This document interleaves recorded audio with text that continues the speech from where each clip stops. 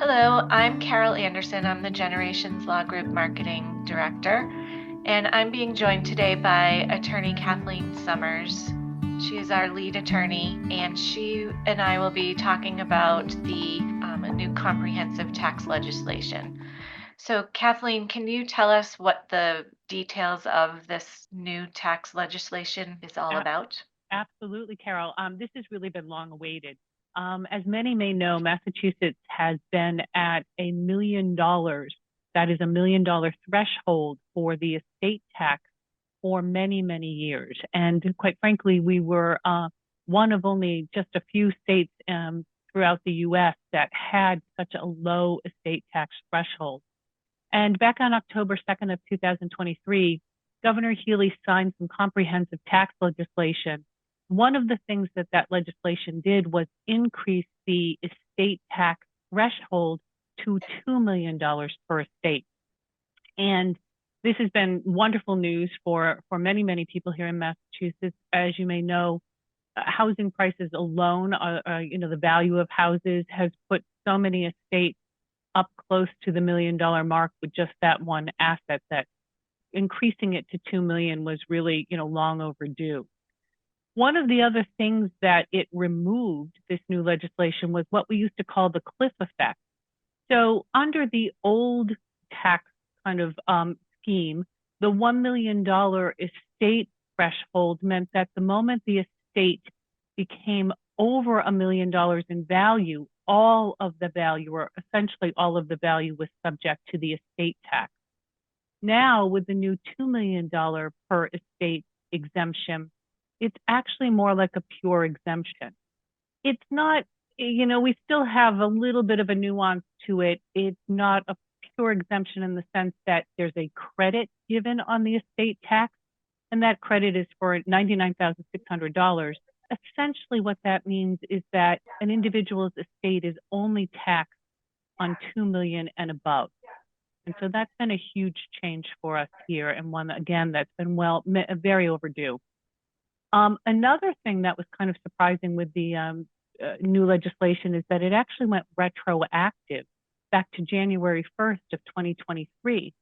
So if you had a loved one who died after January 1st of 2023, and even if you had already filed an estate tax, please go, speak to your tax professional or attorney about what can be done, because the $2 million exemption actually is going to apply after January 1st, 2023.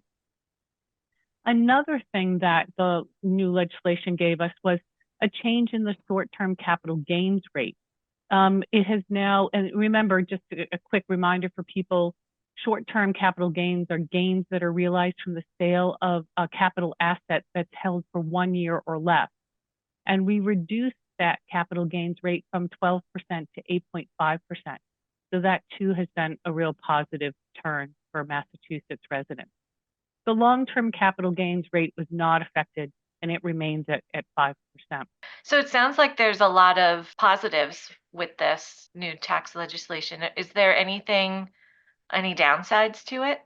Well, a couple of things. First of all, with respect to the positives, it still requires estate planning. So estate planning and tax planning still is something that an individual or couples want to take a look at. So one of the things in Massachusetts is that we don't have what's called portability. Unlike the federal estate tax laws, in Massachusetts, if you don't do planning as a married couple prior to the death of the first of you, then you will lose the ability to be able to claim the exemption on the first to die. So it's critical that you still do estate planning and that you work with your, legal counsel to make sure that that planning is going to give you the best opportunity to take advantage of the $2 million exemption that will be applied to the first to die. The other thing is that the estate tax has not been, indexed for what inflation. So it's going to stay at the $2 million mark unless there's a new change to legislation and the law is updated in some way. So no automatic indexing like the federal estate tax has.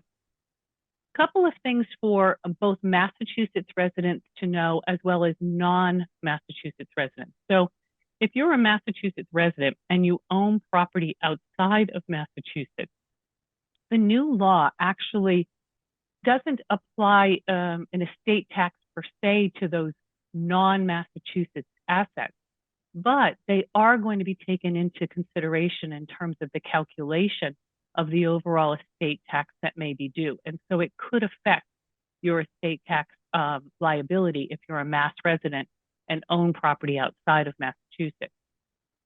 Also, if you're a non-Massachusetts resident, but you own property here, so you live, let's say, in California, but you have property here in Massachusetts on the Cape for the summer, then you have to understand that that property here in Massachusetts will be subject to an estate tax upon your death.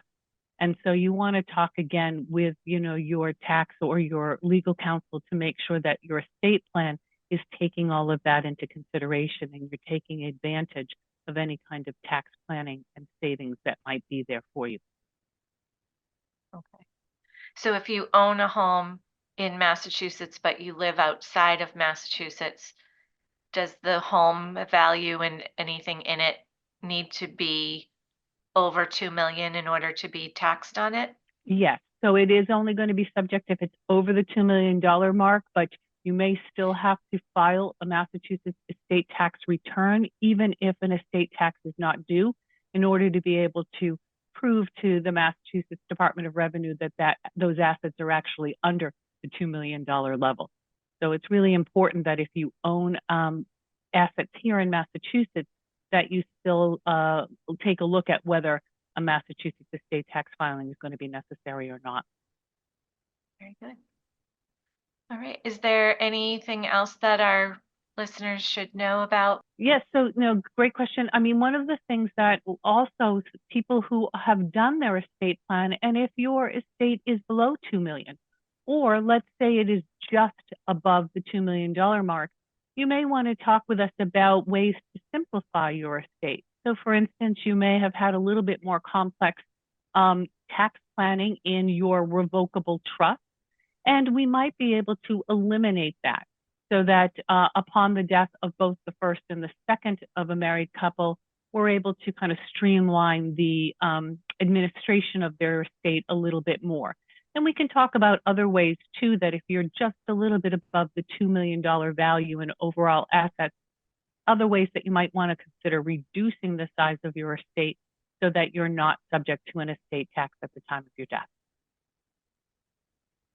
So one of the other things, again, for married couples is to use this as an opportunity to make sure that your estate plan does afford you the opportunity to be able to take advantage of estate tax savings, particularly on the first to die. Kathleen, thank you for your time and for answering some of those questions to clarify about this new tax legislation. Thank you so much. Absolutely. Thank you.